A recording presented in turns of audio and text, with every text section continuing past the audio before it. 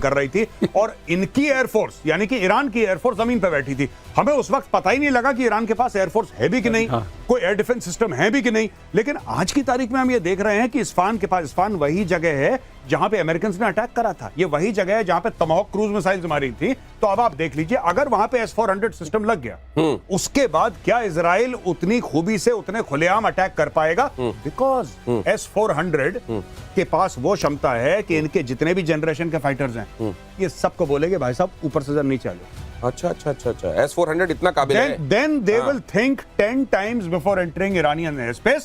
लेकिन वही बात है जो आपने पहले पूछा कि बॉस आया कहां से। ये बीच में जो कई बार एयरप्लेन्स निकलते हैं और कहते हैं कि ईरान के पास जाने के बाद उनका पता नहीं चलता है कहां उतरे।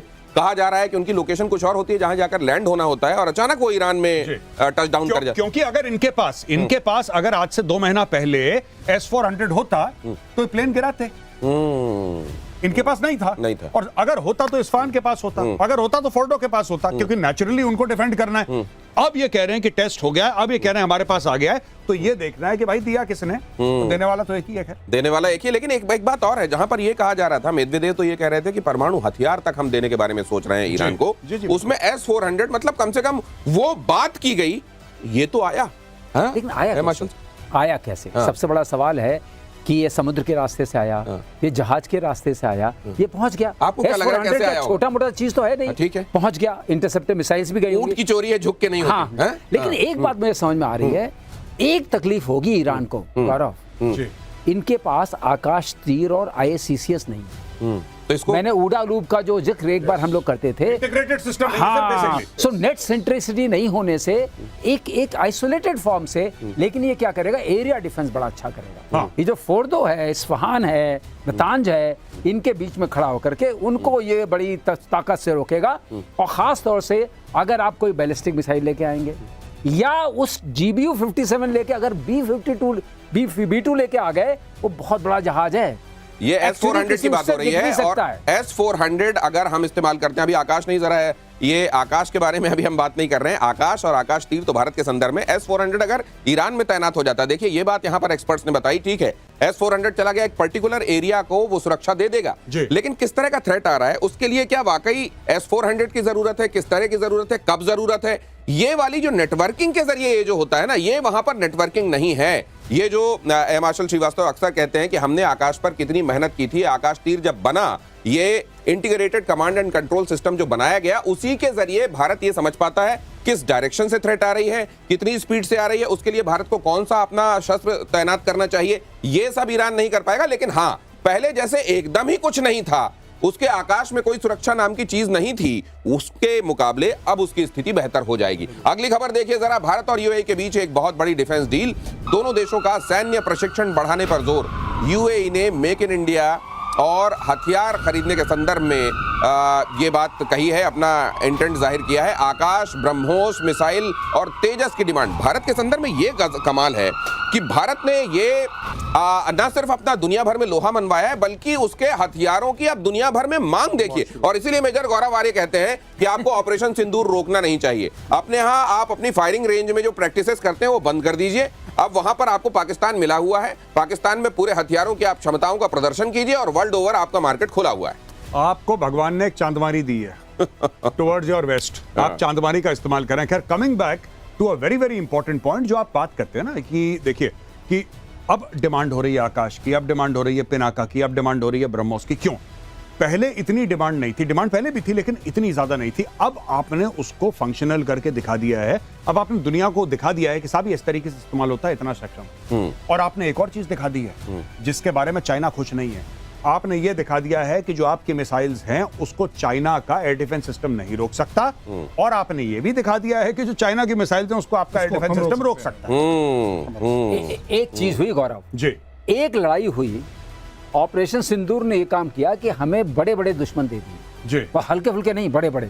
लेकिन ये जो तेजस जा रहा है उसमें ट्रम्प जी भी बड़े खुश होंगे डील में। पूछिए क्यों? क्योंकि इंजन तो उनका लगेगा ना, वो कहेंगे लीजिए कुछ नहीं तो कम से कम इंजन तो बेच रहा हूँ। तो ये जो है डील के मामले में, इसमें ट्रम्प शायद सोचेंगे ठीक ही है, जाने दो इसको, माल हमारा हमारा भी इंजन है, बिकेगा। मुझको लगता है अब ट्रम्प जी की जो हालत है, ट्रम्प साहब के पास मान लीजिए उनका कोई केक भी लाया जाता होगा ना, तो उसमें डील लिख के लाया जाता है। उनको सब जगह बस डील की ही भाषा और डील के ही संदर्भ में चीजें समझ में आती होंगी। अगली खबर ये देख लीजिए कि तेजस की मारक क्षमता और खतरनाक बनाने की तैयारी हो रही है।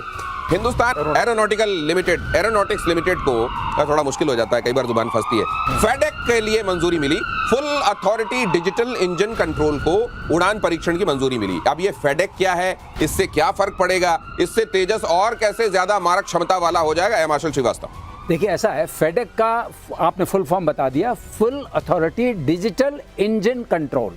Full authority digital engine control. अभी हिंदुस्तान एरोनॉटिक्स लिमिटेड ही क्या कम था जी। अच्छा, फुल अथॉरिटी हो गया कि इंजन को कंट्रोल करने के लिए हम डिजिटली पूरी अथॉरिटी देते हैं। अच्छा, सारे इनपुट्स जो जाएंगे ये फ्लाई बाय वायर जहाज हैं। इसका मतलब जब आप कॉकपिट में आगे पीछे करते हैं जॉयस्टिक को, तो आपका इनपुट जाता है इलेक्ट्रिकल इनपुट। वो इलेक्ट्रिकल इनपुट 6 रास्तों से जाता है, वहां पहुंचेगा। तो डिजिटल कंट्रोल से ये होता है प्रोफाइल फ्लाइंग होती है। अच्छा, प्रोफाइल फ्लाइंग का मतलब ये होता है कि जहाज जो है अपना जो उसका अनस्टेबल प्रोफाइल है और जितना उसको एंगल ऑफ अटैक लेना है, जितना उसको जी टर्न करना है, उसके बियॉन्ड वो नहीं जाता है। तो there is no chance that the aircraft will stall और फॉल। तो इंजन हमेशा उतनी सप्लाई उसको मिलती रहेगी फ्यूल की जितनी चाहिए, उसकी स्पीड उतनी रहेगी जितनी आपको चाहिए। तो एक तरीके से engine completely is in sync with your profile, जो फ्लाइंग प्रोफाइल आपकी है। अगर वो आपका सिंक में रहता है तो जहाज बहुत अच्छा परफॉर्म करता है, जो बात कही जा रही है। नहीं, लेकिन इसमें इसको लेके खासतौर से मैं, क्योंकि आप लोग आर्मी वॉर वेटरन्स हैं, मैं एक बात जानना चाहता हूं जेटली सर। कई बार ये भी कहा जाता है यार ये बहुत ज्यादा ऑटोमेटिक बना देने से ना समस्याएं होती हैं। कई लोग इसके पक्ष में होते हैं कि कुछ चीजें ऐसी होनी चाहिए जो मैनुअल हो। ये क्या ज्यादा ऑटोमेटिक होना ये वाकई अच्छा है, या ये एक रेजिस्टेंस होता है जो ओल्ड स्कूल वालों में होता है, लेकिन धीरे धीरे वो अडॉप्ट कर लेते हैं? मेरे ख्याल से ये एक नेचुरल थिंग है। चेंज जो होता है हमेशा लोग रेजिस्ट करते हैं उसको। ये digital technology is very good, there is nothing wrong in it, it's perfectly fine. So but the only thing is in digital also you should have a standby. उसका भी स्टैंड बाय होना चाहिए। अगर कहीं पर fail हो तो yes ये आ जाएगी उसके सामने। तो उस चीज का अगर ध्यान रखा जाए तो वी कैन। बहुत सही बात कही उन्होंने, बहुत सही बात की। इसीलिए 2 होते हैं। इसका अब दूसरा नाम कहा जाता है full authority dual engine control. अच्छा, फेडेक का ये भी है? हाँ, अच्छा, डिजिटल इंजन कंट्रोल भी है, डुअल इंजन कंट्रोल भी है। अच्छा, अच्छा, 2 चाहिए। मैं इसका सरलीकरण करिए ना प्लीज। हाँ, देखिए साहब, बड़ी जैसे कि जीपीएस होता है, आप जीपीएस में मैप होता है और वो आपको रास्ता बताता है। लेकिन आर्मी में जीपीएस तो देते हैं, लेकिन आर्मी में ये भी सिखाते हैं कि पेपर का मैप से और आसमान के तारे देख के आप रास्ता कैसे ढूंढेंगे अगर जीपीएस काम ना करे। स्टार नेविगेशन होता है, लैंडमार्क इंडिकेटर, सब कुछ चीजें फौज में बताई जाती हैं। आपका जीपीएस काम नहीं कर रहा, आउट हो गया। अब आप जंगल के बीच में हैं, 100 किलोमीटर तक कुछ नहीं है, आप कैसे रास्ता ढूंढेंगे? तो दोनों कैपेबिलिटी होनी चाहिए। तो ये दो चीज नेवी में भी होती है।